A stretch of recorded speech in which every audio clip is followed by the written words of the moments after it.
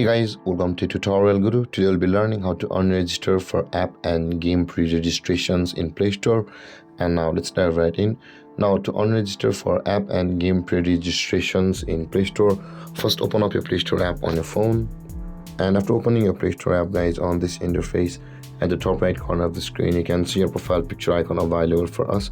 Tap on your profile picture icon at the top right corner of the screen, and this kind of interface will appear where you will be required to tap on the settings button at the bottom of the screen. Tap on settings and you'll land on this interface again where you'll be able to view the general option, which is at the first. Tap on the general option at the first and this kind of interface will appear where you can see the account and device preferences option available for us over here, which is the second one on this interface.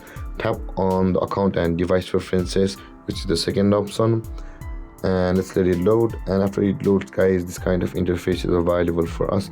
Now scroll down to the bottom of the list where you can see there is the unregister for app and game pre-registration. Tap on that button where it says unregister for app and game registration, game pre-registration over here, and again tap on unregisters.